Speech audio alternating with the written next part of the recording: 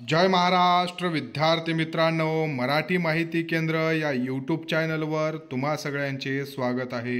विद्यार्थी मित्रांनो, तुमच्यासाठी अजून एक पदभरतीची एक जी.आर. प्रसिद्ध झालेला आहे आणि त्याच्याविषयी माहिती घेऊन आलेलो आहे। DMER जो विभाग आहे, वैद्यकीय शिक्षण आणि औषधी द्रव्य विभाग, या विभागामध्ये अजून एक पदभरतीविषयी एक जी.आर. जो आहे तो प्रसिद्ध करण्यात आलेला आहे। यामध्ये जवळपास 1400 प्लस पद जे आहेत ते भरून घेतले जाणार आहेत। गट क असेल, गट ड असेल, अ असेल किंवा ब असेल, यामध्ये या सगळ्या पदांचा समावेश असणार आहे। तर चला आपण पूर्ण डिटेल्समध्ये माहिती पाहू। ही जी जी.आर. आहे, हा जो PDF आहे, ही PDF जी आहे ते महाराष्ट्र शासनाचं वैद्यकीय शिक्षण आणि औषधी द्रव्य विभाग जो आहे यांच्यातर्फे 23 मे 2025 रोजी प्रसिद्ध करण्यात आलेला आहे। अहिल्यानगर जिल्ह्यामध्ये 100 विद्यार्थी प्रवेश क्षमतेचं नवीन शासकीय वैद्यकीय महाविद्यालय आणि त्याला संलग्नीय 430 खाटांचं रुग्णालय स्थापन करण्यात येणार आहे आणि त्यासाठीच जी पदनिर्मिती आहे त्या पदनिर्मितीबाबत हा जी.आर. प्रसिद्ध करण्यात आलेला आहे।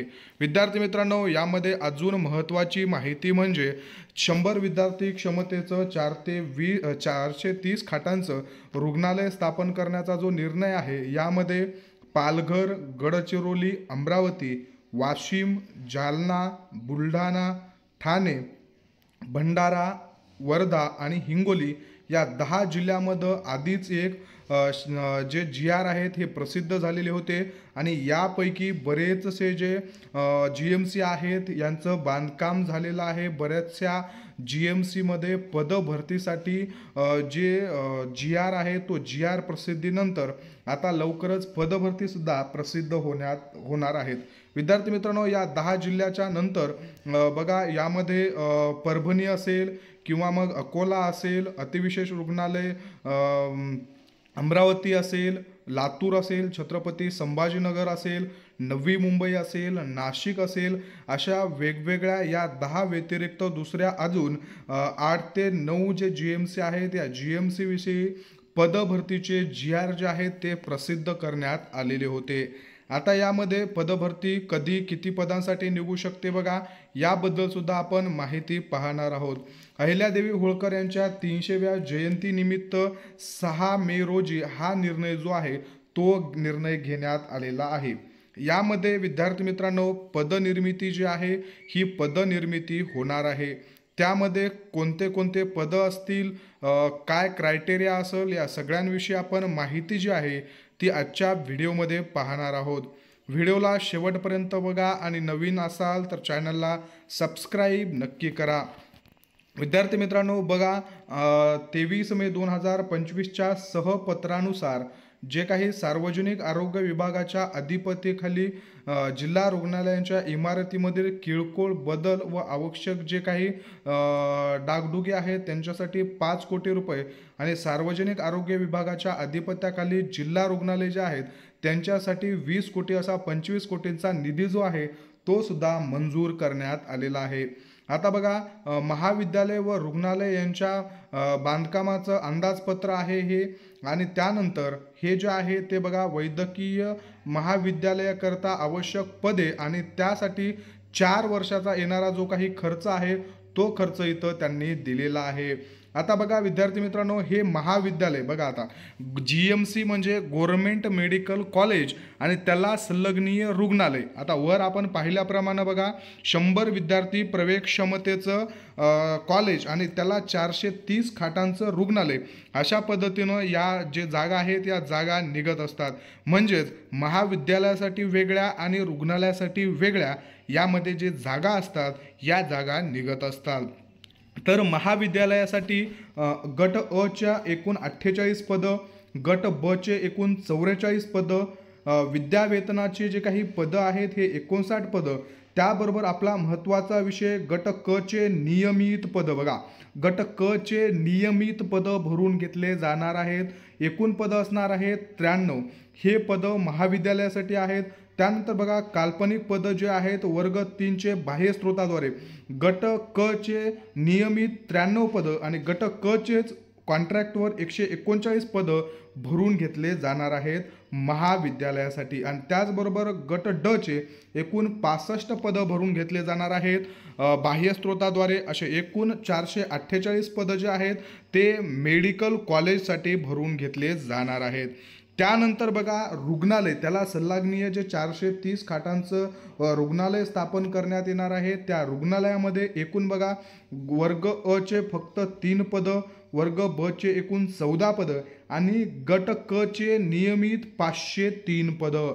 बघा विद्यार्थी मित्रांनो, हे 503 प्लस हे एकूण 93 पदं म्हणजेच जवळपास 600च्या ऑलमोस्ट जवळपास जे पदं आहेत हे नियमित पदं एका GMCसाठी भरून घेतले जाणार आहेत. अहिल्यानगरमधलं जे काही GMC अहिल्यानगर नवीन स्थापन करण्यात येणार आहे त्याविषयी जे गट क आहे त्या फक्त गट क मध्ये 600 पदं मेडिकल कॉलेज असेल आणि मेडिकल हॉस्पिटल असेल या दोघांचे कंबाईन गट क चे 600च्या जवळपास पदं भरून घेतले जाणार आहेत. ऑलमोस्ट आपण अतिविशेष रुग्णालय 4 ज्या GMCचा एकत्रित 10 GMCसाठी GR आलता त्या 10 असे 14 आणि त्याच्यानंतर मुंबई उपनगर असेल, नाशिक असेल, त्याच्यानंतर आता अहिल्यानगर असेल, अशा वेगवेगळ्या पदं जे आहेत अशा आपण राऊंड फिगर 20 GMC म्हणजे जवळपास 12,000 जे नवं पदं आहेत हे गट क चे नियमित 12,000 गट क चे जे पद आहेत हे नवनिर्मित झालेले आहेत, नव्याने स्थापन झालेले आहेत. त्यानंतर बघा विद्यार्थी मित्रांनो, आता कंत्राटी स्वरूपामध्ये काल्पनिक जे पदं आहेत हे पदं भरून घेतले जाणार आहेत वर्ग 3 चे 37 आणि हॉस्पिटल जे आहे हॉस्पिटलमध्ये गट क जे आहे याचं कोणत्याही पद्धतीनं कंत्राटी पद भरून घेतलं जाणार नाही. पूर्ण पदं जे आहेत ते 503च्या 503 नियमित पदं भरून घेतले जाणार आहेत. त्याचबरोबर वर्ग 4 चे एकूण बघा विद्यार्थी मित्रांनो 429 पदं बाह्य स्रोताद्वारे म्हणजेच कंत्राटी स्वरूपानं भरून घेतले जाणार आहेत. अशा पद्धतीनं जे काही मेडिकल कॉलेज असणार आहे त्या मेडिकल कॉलेजमध्ये एकूण 448 तर मेडिकल हॉस्पिटल जे असणार आहे अहिल्यानगरचं त्यामध्ये 986 पदं भरून घेतले जाणार आहेत. यामध्ये बघा गट क चे जे तयारी करणारे विद्यार्थी आहेत या विद्यार्थ्यांना अहिल्यानगर जे GMC आहे त्याच्यामध्ये 600 पदं आणि जे गट ड आहे गट ड मध्ये कंत्राटी स्वरूपाचे हे जवळपास 429 आणि विद्यार्थी मित्रांनो हे 65 म्हणजे राऊंड फिगर आपण 500 पदं पकडू गट ड चे. पण विद्यार्थी मित्रांनो गट ड चे जे पद आहेत हे कंत्राटी स्वरूपाचे असतील आणि गट क चे 600 पदं मात्र नियमित स्वरूपात भरून घेतले जाणार आहेत आणि त्याविषयी पदनिर्मितीचा हा जो GR आहे हा GR प्रसिद्ध करण्यात आलेला आहे. हा GR ऑफिशियल साईटवरती तुम्हाला प्रसिद्ध झालेला मिळेल बघा. 23 मे रोजीचा हा GR आहे. ही PDF सुद्धा मी तुम्हाला टेलिग्राम चॅनलला देतो.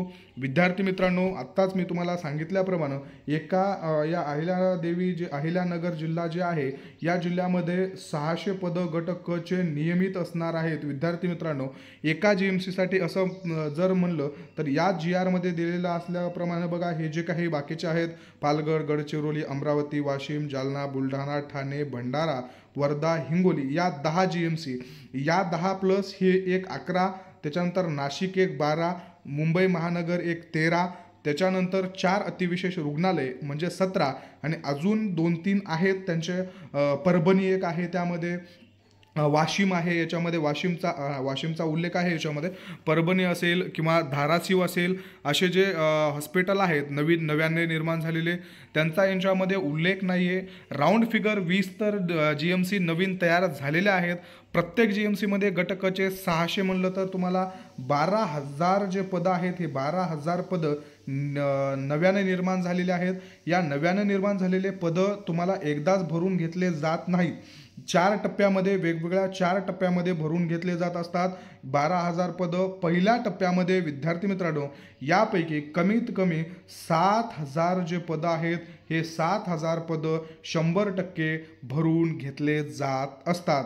7,000 पदं जरी म्हणलं तर विद्यार्थी मित्रांनो 2023ची जी काही DMER पदभरती झाली, या पदभरतीमध्ये त्याच्यानंतर लगेच आरोग्य विभागाची पदभरती झाली आणि आरोग्य विभागाचा रिझल्ट लवकर लागला.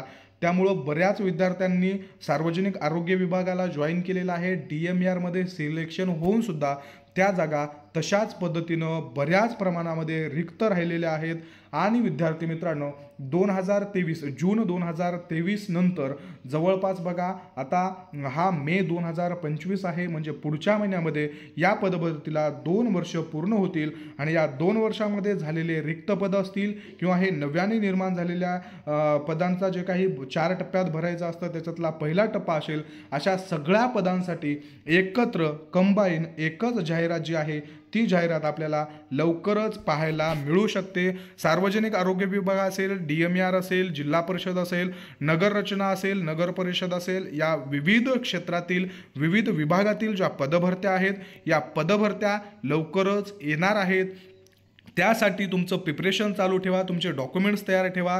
काउन्सिलिंग रजिस्ट्रेशन असेल, कास्ट सर्टिफिकेट असतील, व्हॅलिडिटी असतील किंवा तुमचे एज्युकेशनल डॉक्युमेंट्स असतील, सगळे डॉक्युमेंट्स तुम्ही प्रिपेअर ठेवा.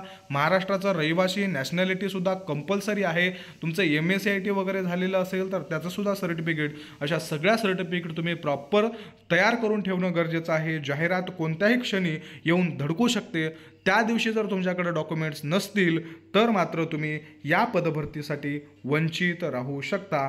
तुम्हाला यामध्ये पदभरती येऊन सुद्धा लॉस होऊ नये यासाठी मी फक्त कोणते कागदपत्र लागतील यावर सुद्धा एक व्हिडिओ घेतो. त्याच्या आधारावर तुम्हाला कागदपत्र कोणते कोणते प्रिपेअर ठेवायचे याचा सुद्धा अंदाज येईल. आशा करतो तुम्हाला दिलेली जी माहिती आहे ती व्यवस्थितरित्या समजली असेल. तुम्हाला जर माहिती समजली असेल तर व्हिडिओला लाईक करा. तुमचे काही प्रश्न असतील तर कमेंट बॉक्समध्ये विचारा. आणि सगळे PDF नोट्स मिळवण्यासाठी टेलिग्राम चॅनलसुद्धा जॉईन करा. धन्यवाद.